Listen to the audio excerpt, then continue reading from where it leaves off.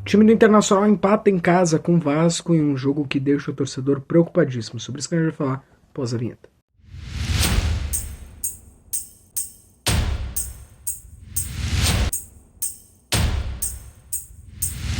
Vamos lá, pessoal. Vamos falar dessa partida onde o Internacional empata com o Vasco por 1-1, tá?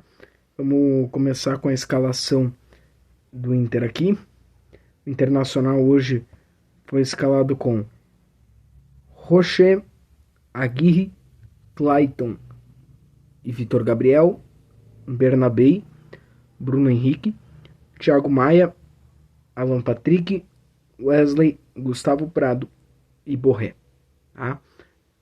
Tô ainda me recuperando um pouquinho de uma tosse, enfim, na garganta, mas tudo normal. Por isso eu vou falar um pouquinho mais baixo hoje, mais contido, né? Mas vamos lá. Sobre a escalação do Inter, era aquilo que a gente imaginava, só que sem o mercado, né? Eu achei que o mercado ia começar, mas o mercado nem jogou. Eu não olhei ainda a coletiva do Roger, na verdade eu tô gravando aqui e o Roger tá dando coletiva.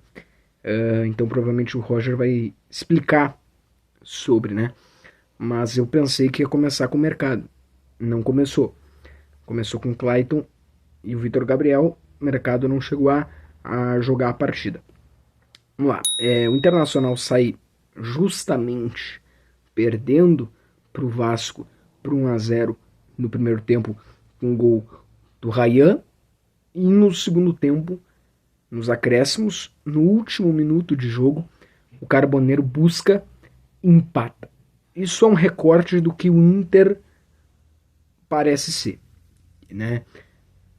O Inter começa dormindo, o Inter começa desligado, o Inter começa sem vontade, porque uma coisa é tu ter uma estratégia tipo o Santos.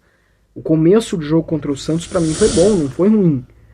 Tu saber que o adversário vai vir, tu esperar o adversário e tu ter caras rápidos ali como Wesley, o Carboneiro, que vão fazer uma correria lá na frente e tu vai num contra-ataque fazer o gol. Não tem nenhum problema nisso.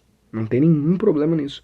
O problema é tu começar a dar a bola para o adversário e ver o que vai acontecer, segurar o 0-0 aqui no primeiro tempo, não vamos correr muito, não vamos se desgastar muito, vamos só não tomar um gol, ao longo do jogo a gente acha algum gol aí, porque eu acho que até por parte do Roger, talvez não, mas é o que parecia dos jogadores. O Roger tava muito bravo, estourado na beira do campo, mas assim, pô, Beira-Rio, no Beira-Rio, tá? No Beira-Rio, o Inter entregou a bola pro Vasco nos primeiros 30 minutos de jogo. O Inter parecia que tinha ganhado de 1-0 em algum jogo de ida de Copa e o Vasco tinha que buscar o resultado. O Inter parecia que queria se preservar, se privar. O Inter se deu ao direito, entregou a bola pro Vasco e só deu o Vasco. E o resultado foi o gol. O resultado foi o gol que já vinha sendo construído. Rocher fez defesa importante, o Inter foi se segurando como dava, mas era lógico que uma hora o Inter ia tomar o gol, tá? E se fosse um time um pouco mais, um Fluminense aí da vida, o Palmeiras, o Inter já teria tomado o gol há muito tempo. Todo respeito ao Vasco, que não vive um grande momento, né? Que não vive uma grande fase. Eliminado nos playoffs da Sul-Americana. Não vinha... Talvez essa foi a melhor atuação do Vasco em muito tempo, também por causa do Inter. E aí o Inter parece que depois do puxão de orelha, depois do ter se acordado, meio que pressionado no segundo tempo, acorda pra vida. E aí, aliás, outra mudança na escalação foi ter começado com o Gustavo Prado e o Carboneiro ter entrado. E o Carboneiro entra, e aí sim, o Carboneiro muda, né, a postura do Inter. O Carboneiro é uma luz no fim do túnel que salvou a noite do Internacional, uma vez que o Carboneiro, no último minuto mesmo de partida, o Carboneiro empata o jogo. Tem uma entrevista do Thiago Maia que eu vi em páginas assim que deixou o torcedor muito irritado. É difícil o que o Roger vai falar, né? Ah, tivemos uma conversa dura no vestiário. O problema é que já faz tempo assim, sabe? O que às vezes parece é que o Inter seleciona as partidas. Nessa aqui a gente vai jogar, nessa aqui não. Nessa aqui a gente entra com tudo, nessa aqui não. Nessa aqui a gente faz uma marcação pressão, uma marcação forte, vamos em busca do gol. Nessa daqui, vamos dar a bola para o adversário, vamos descansar um pouquinho, vamos correr.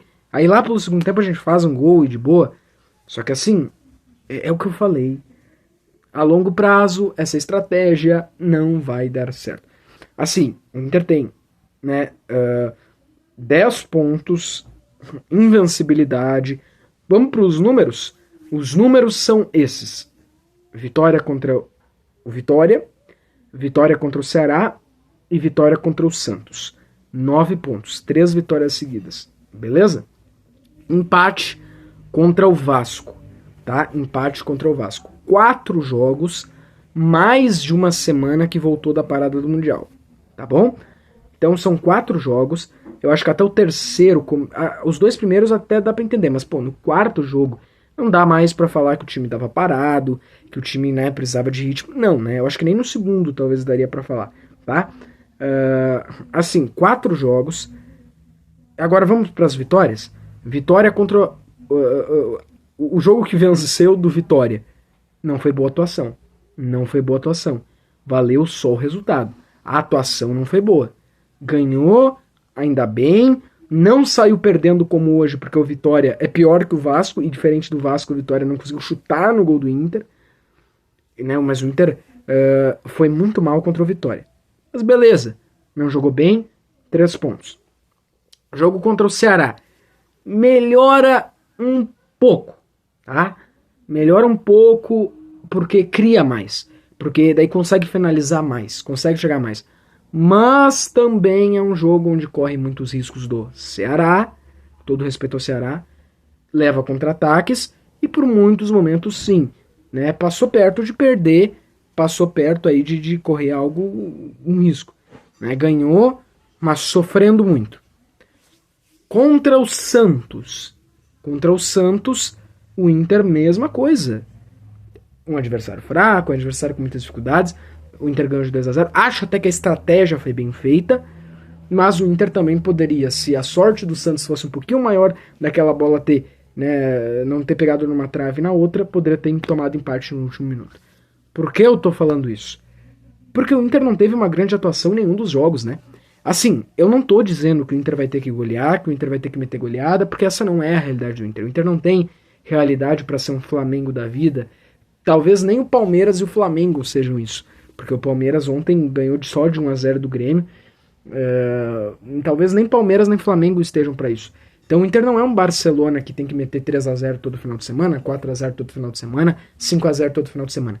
A questão é que o Inter também não precisa ganhar todo jogo sofrendo, né? Pô, não precisa fazer uma final de Copa do Mundo todo jogo, como se o Inter não tivesse capacidade de ter controle de um jogo, de jogar minimamente tranquilo. Todo jogo o Inter tem que fazer um gol e se acomodar e se retrancar e viver sofrendo? Será que... Só que hoje foi o contrário. Hoje o Inter fez o contrário, né? Hoje o Inter tomou o gol para depois começar a jogar. Então, eu acho que o Inter sofre demais. É um time muito sofrido.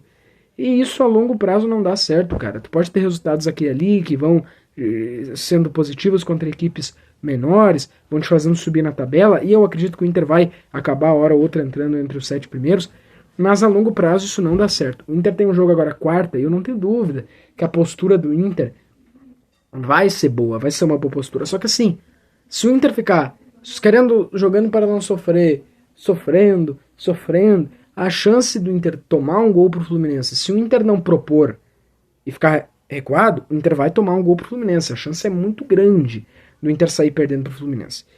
Se o Inter, tá, sai ganhando e daqui um pouco não tenta mais nem contra-ataques, o Inter vai tomar um empate. Isso é óbvio. Que se o Inter sair ganhando, o Inter vai passar a se defender e o Fluminense atacar, ok, a gente entende. Mas qual é a postura, né? Qual é a postura desse Inter quando não está com a bola? Qual é a postura desse Inter quando não ataca? Será uma postura de um time que largou o jogo? Porque em nenhum momento a estratégia de contra-ataque, a estratégia de ser propositivo, não é propositivo, me fugiu agora a palavra, reativo, em nenhum momento é essa estratégia de ficar retrancado, né? Sofrendo, sofrível. Nossa, que jogo maravilhoso, nos seguramos até o fim. Não, a tendência é que tu vai acabar perdendo. Por isso que eu digo que é perigosíssimo esse jogo do Inter. E contra o Fluminense é uma armadilha. A armadilha contra o Fluminense está posta.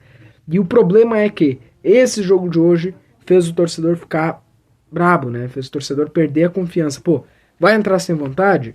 Ou então vai largar o jogo como já fez outras vezes? Então é um Inter que vai cheio de dúvidas. O Wesley não passa confiança, não tá mais em boa fase. O Bruno Henrique não tá também mais em boa fase, não tá indo bem, não tá passando confiança.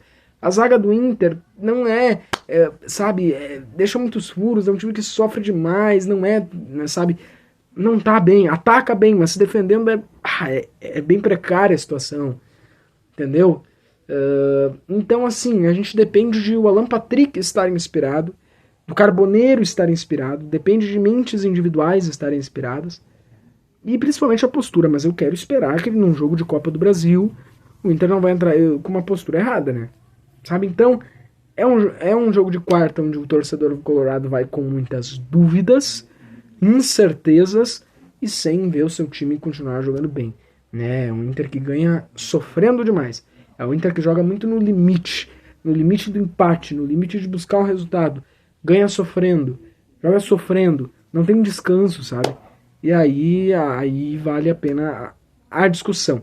Porque uma vez, tudo bem, um jogo de pontos corridos vai ter jogos que tu vai ter que ganhar jogando mal. Porque é assim que é os pontos corridos. Agora, todo jogo é porque há um problema, tá bom?